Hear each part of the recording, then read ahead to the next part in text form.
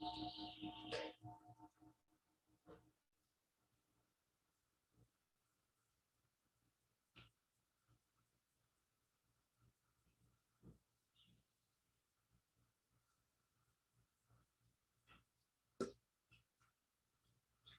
morning, Ekoji. I've been waiting here to say that. My name is Jane Blessing, and I'll be your service leader. On the 19th is our resident minister, Reverend Maui Kaya. Today's service, besides being streamed live on Zoom, is also our first in-person service in over a year. We welcome you back, and we are very grateful for your presence. Our main priority is keeping our sound a safe place to hear the Dharma. Although we are very happy to see each other, please be mindful of others' comfort levels. And please keep in mind the following policies. Keep your masks on at all times. Be mindful of social distancing. We are allowed to chant along with Reverend Hayashi, since we all are wearing masks. And we thank you for your understanding. And feel free to participate at your comfort level. Reverend Hayashi will now lead us in opening meditation and recitation of the Nandita. Meditation provides pause that prepares our mind to see the Dharma with this teaching. Please place your hand on your lap, lower your head slightly, and release tension over the feet.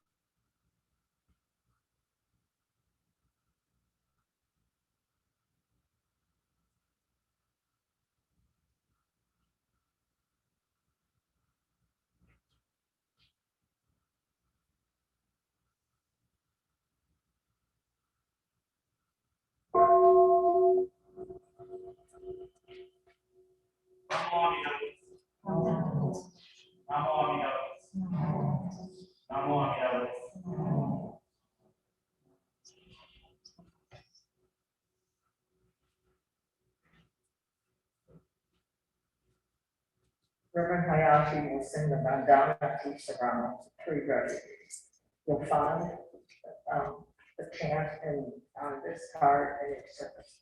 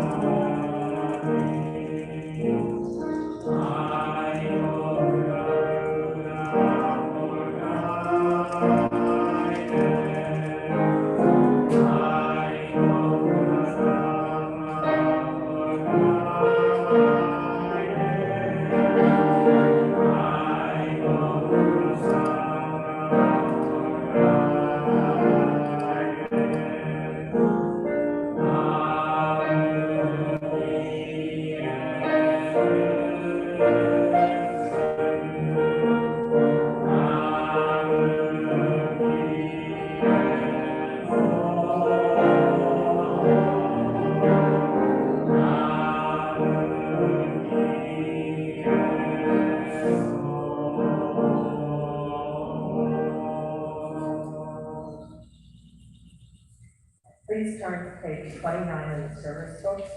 We will now chant the Sound Buddha.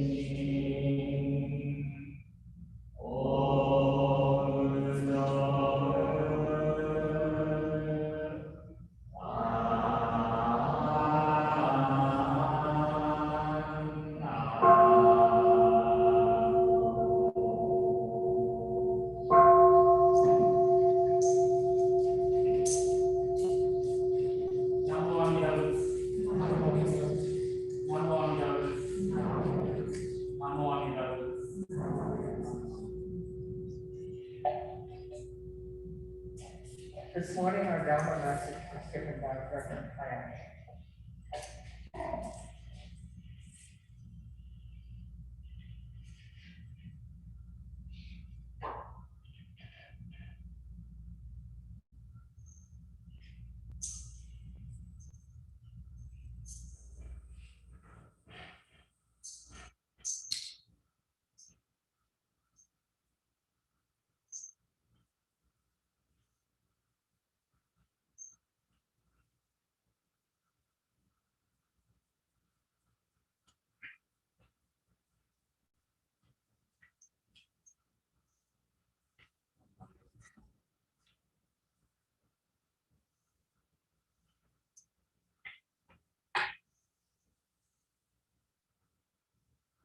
Hey, good morning, everyone. Welcome to our the hybrid Sunday service. I'm very happy to see all of you here today. It's been over a year since we had our last service, and I really want to thank you for your understanding, patience, and also your support while we make this the transition to a hybrid service model. I'm glad seeing that you're all staying healthy, and I hope you're enjoying the the summer season and also the cicada symphony. I hit a lot of cicadas with my car last week, and I feel very sorry for them. And I don't know how many times I have to say to them. By any case, so I see a lot of new faces. Welcome. So this might be your first time coming to the temple and participating in our rituals. But I just wanted to say that please make mistakes. You won't be judged. Just you have to do it over and over and make mistakes, and then it becomes part of you. So just if you want to participate, please do so. If you don't, you could remain at your seat. But I just want to encourage you to make mistakes and do it over and over.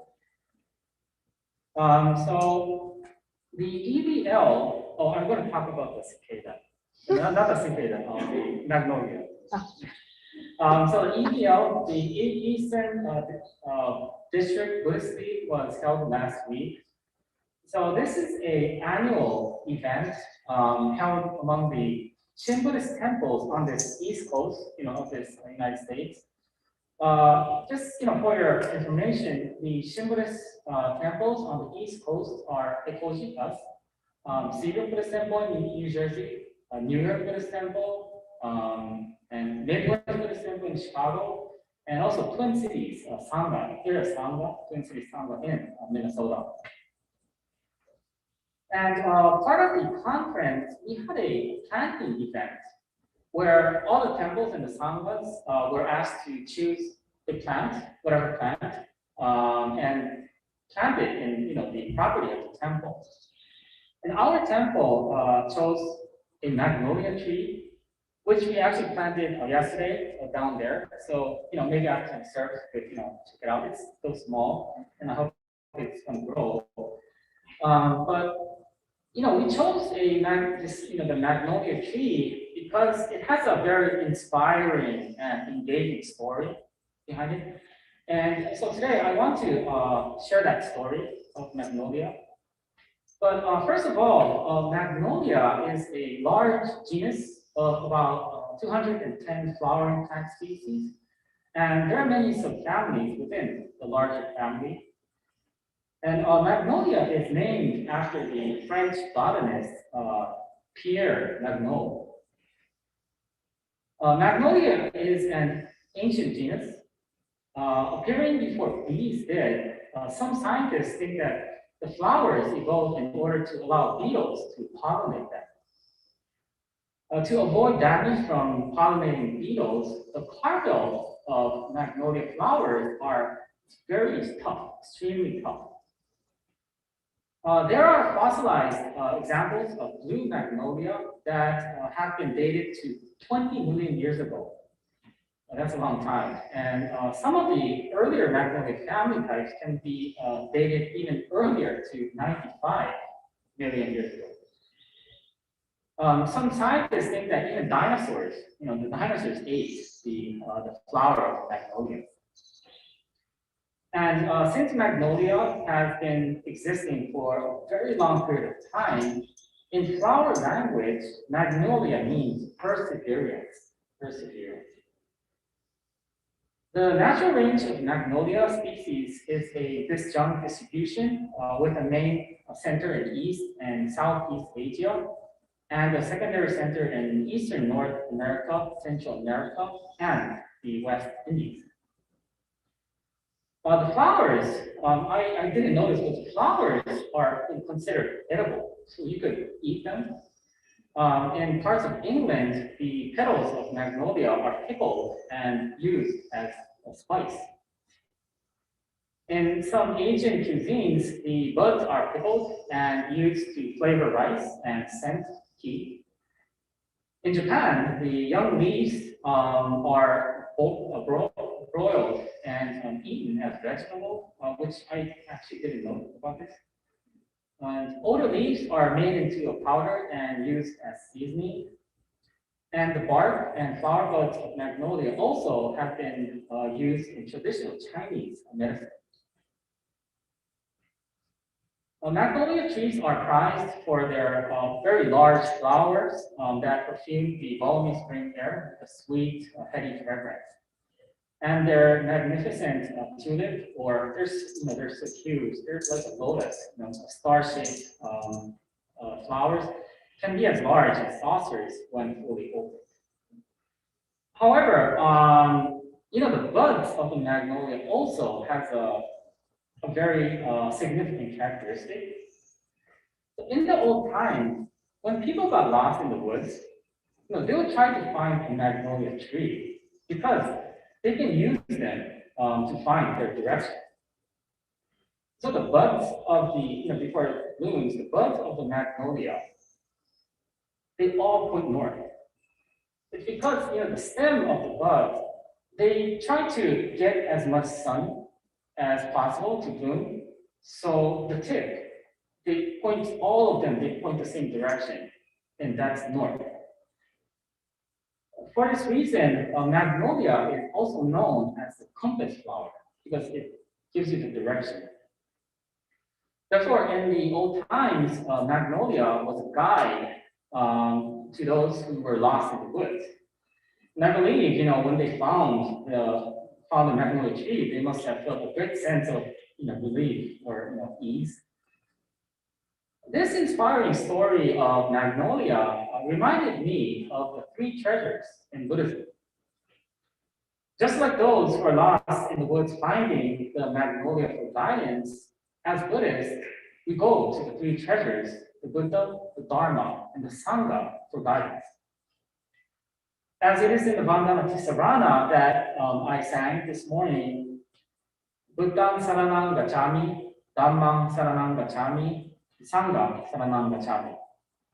I go to the Buddha for guidance, I go to the Dharma for guidance, and I go to the Sangha for guidance.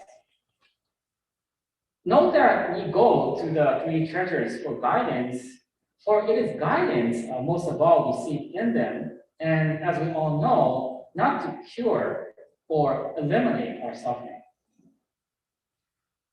The first of the fundamental teaching in Buddhism is life is dukkha, life is suffering, meaning not getting what one wants, not getting what one wants. Dukkha describes in one word the human predicament, and we all know it through experiences of frustration, anxiety, and also pain. Life, as we know, does not move accordingly to our wishes. So not getting what one wants also implies its reverse, getting what one wants, getting what one wants. This is, of course, natural, so suffering in this sense is inevitable. We all have rough spots in our everyday lives. The shortest distance between 2 points may be a straight line, but we rarely get anywhere and take instead wrong turns and detours, right? I'm sure this is true for how you came to this temple. Well, probably there were many events, conflicts, and issues in how you came to this temple, if you think about it. Not all those things can have been pleasant. Indeed, life is full of suffering. However, suffering actually means that you are not giving up. You're not giving up. It means that you have not abandoned your hope. But like the magnolia, you need to endure. That is to persevere. Remember, magnolia means perseverance. So too, just as magnolia is a guide, we have the guide of the three treasures. We go to the three treasures not to cure or eliminate our suffering, but because they show us the path, they can give us an ease of heart in the midst of suffering.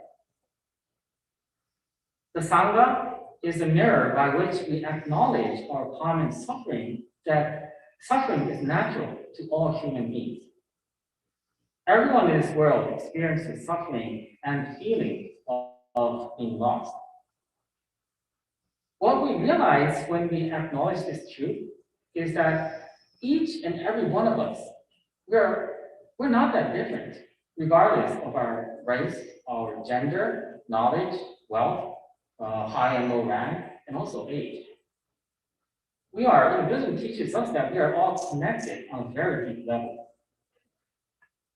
The Dharma encourages us to see those sufferings in a Buddhist view. The word Dharma has many meanings and aspects, such as universal truth, basic principle, natural order, teaching, and also guidance.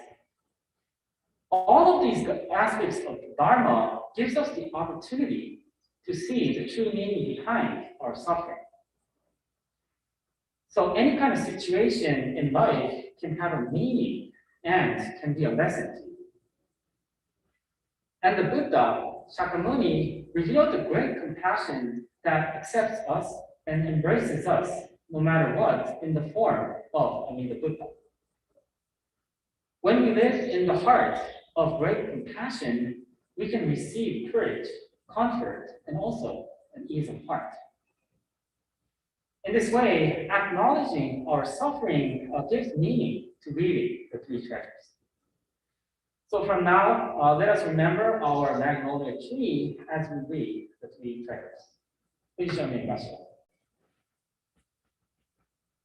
By reciting the Nenbutsu Namo Amida Butsu, we are reminded what makes our individual lives even more meaningful, and we are also reminded the Dharma in times of need. Namo Amida Butsu. Namo Amida Butsu. Namo Amida Butsu.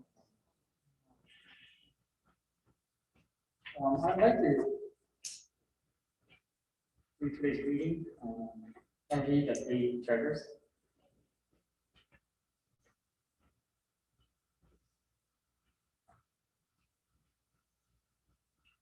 Difficult it is to receive a human form, now we are living it. Difficult it is to hear the Dharma of the Buddha, now we hear it. If we do not cross over to the truth in the present life, in what life shall we cross over? Let us, with sincerely and true reverence, take refuge in the three treasures of the truth. I take refuge in the Buddha. May we, together with all sentient beings, awaken to the great way of enlightenment and to the unsurpassed intent of Amida Buddha. I take refuge in the Dharma. May we, together with all sentient beings, enter the storehouse of the Dharma, becoming like the wisdom ocean. I take refuge in the Sangha. May we, together with all sentient beings, become units in true accord, in harmony with all things. The peerless, profound, and wondrous Dharma is rare to encounter, even in many hundreds and thousands of kalpas. Now we are privileged to hear and receive it. Let us thoroughly understand the true meaning of the Tathagata, the Buddha's teaching.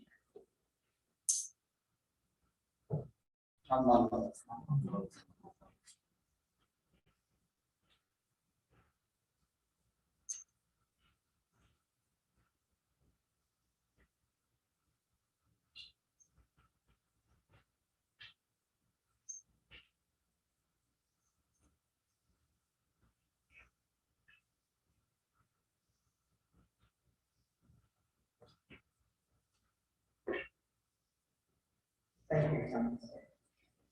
During this part of the service, we performed the ritual of Shoka, the burning of incense.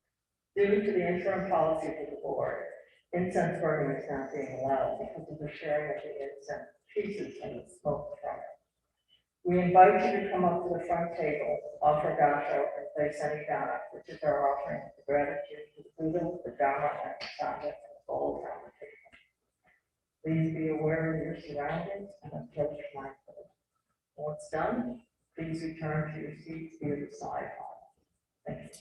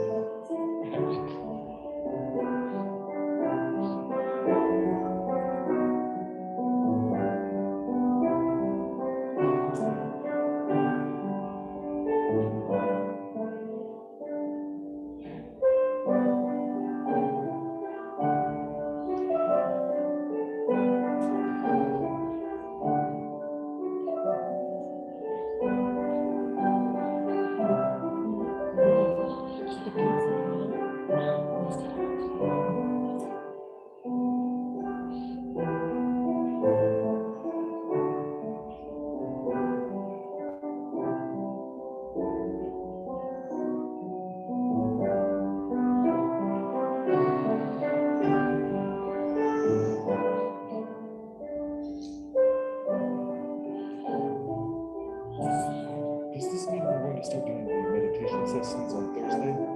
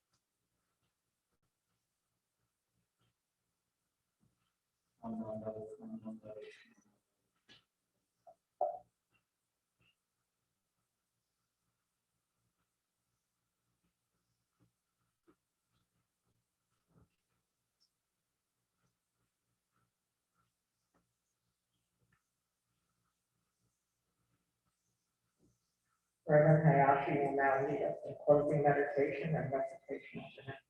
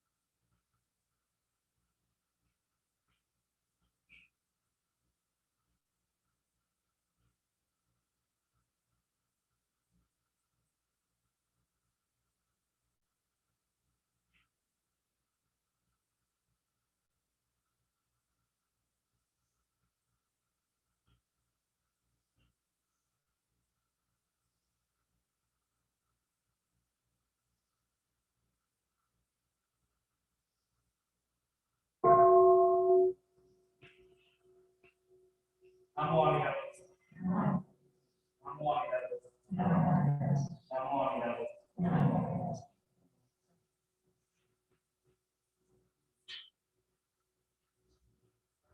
That concludes the formal part of our service today. And we'd like to thank Rob Crawley for playing the piano with us. And I'd like to take the liberty of making a closing statement, and then I'll give you the announcements, which we all wait for every week. As a trustee of this temple, along with my partner, Rich Wolfer, I've been privileged to watch our minister and board of directors discuss, work together, come up with new and innovation solutions for dealing with this past 15 months of COVID. They have worked tirelessly in maintaining our temple and keeping us safe and informed. We continued with services, online teachings, fundraising, conferences, and I believe we have the best board around. We thank our volunteers and all of you who are Ekoji. We thank you. Reverend Hayashi, Andrea, Maya, Molly, and Justin. Molly and Justin are not here. Stand up, Andrea and Maya, and folks down there.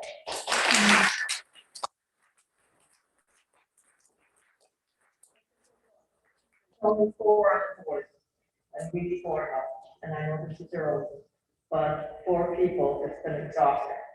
And for them, they have done such a tremendous job. So when in September you hear the call for board members and trustees, please step up, please help, no matter what, give your voice.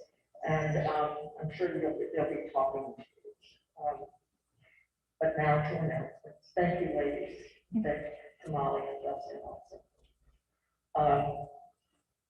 When you leave today, just put your service books on the chairs, they'll be wiped down. Our Our Zoom guests are welcome to stay online for our weekly discussion group, which will end at 12:15, or no, we'll begin at 12. No? Okay, I don't know what time it is. If you, those of you who are